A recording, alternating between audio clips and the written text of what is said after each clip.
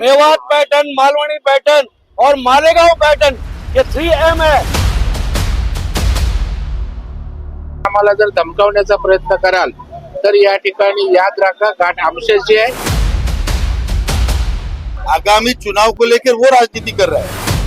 असलम शेख का वीडियो उपलब्ध है. असलम शेख झूठा है, अब वो फंस चुका है, इसलिए तो झूठ बात बोल रहा है. असलम शेख ने कहा है, उसका वीडियो उपलब्ध है. बांगलादेशी बचाओ देश बचाओ म्हणून ह्या सगळ्या मिरची जमली असलम शेखला. हजारों लाखों बांग्लादेशियों को बुला के यहाँ पे झुग्गी झोपड़ी बनवा के और जो झोपड़ियों को बेचा जा रहा है उसका कट किसको मिलता है? नेचुरली विधायक को ही मिलता है, विधायक के नगर सेवकों को मिलता है.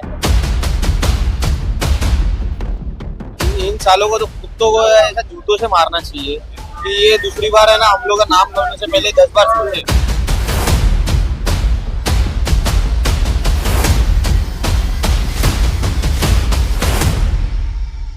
नमस्कार, मैं मालवनी में हूँ जहाँ आरोपों की बारिश है और सियासत की आंधी. पालक मंत्री लोढ़ा कहते हैं कि विधायक असलम शेख ने दी धमकी, तो वही असलम शेख कहते हैं ये सब नौटंकी है. एक तरफ अवैध निर्माण का खेल है, दूसरी तरफ राजनीति का मेल. बीच में फंसे हैं वही लोग जो रोज चाहिए बस घर और थोड़ी सी शांति. यही समझने हम यहाँ आए हैं. चलिए शुरू करते हैं.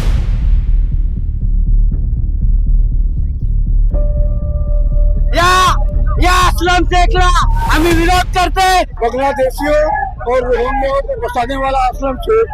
असलम शेख हाय हाय हाय असलम शेख हाय हाय. ते एकदम फटू आहे. त्यांचा एवढी ताकद नाही की बीएमसी मध्ये आमचं कोणाला पाडू शकतंय.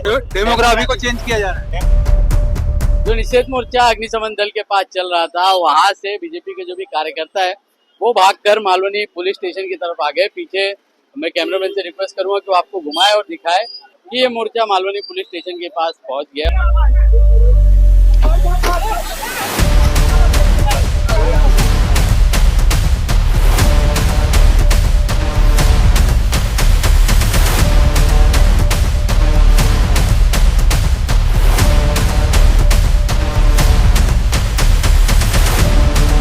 कार्यकर्ताओं में बहुत नाराजगी दिख रही है. इस नाराजगी ये पहले से इलेक्शन के टाइम से ही है, क्योंकि ये सीट जब से अपन अरे तभी से कार्यकर्ता में ये माहौशी छाई हुई है.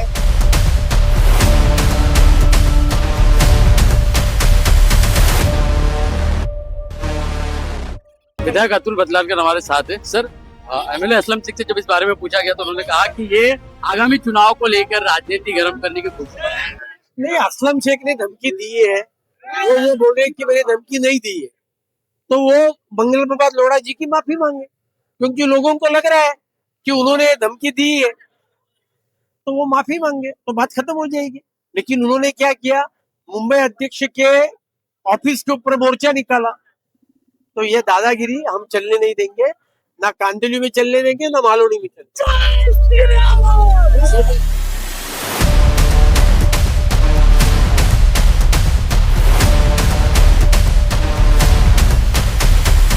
मालवनी पैटर्न ये कीवर्ड इंटरनेट पर आज पिछले 3-4 दिनों से ज्यादा ही तेजी से चल रहा है. तो आज हम आपको बताते हैं मालवनी पैटर्न दरअसल बीजेपी जो आरोप लगा रही है इसका विश्लेषण कर लेते हैं.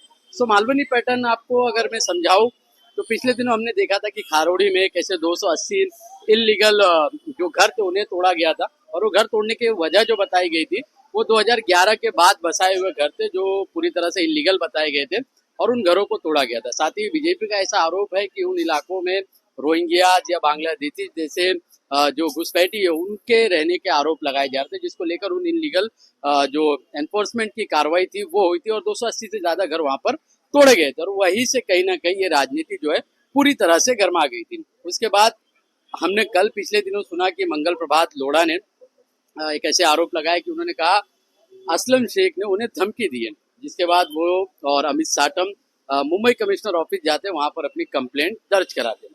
अब उसके बाद होता यूं है कि असलम शेख या फिर आप कह ले कांग्रेस के या एनएसयूआई के जो कांग्रेस के जो कार्यकर्ता है वो अमित साटम के ऑफिस का घेराव करते हैं.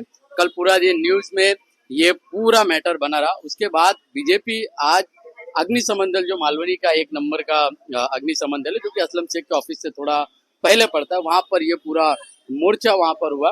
वहां से फिर पुलिस ने इस मोर्चे को काबू में किया और जो भी बड़े नेता थे उन्हें कहीं ना कहीं पुलिस स्टेशन लाया गया।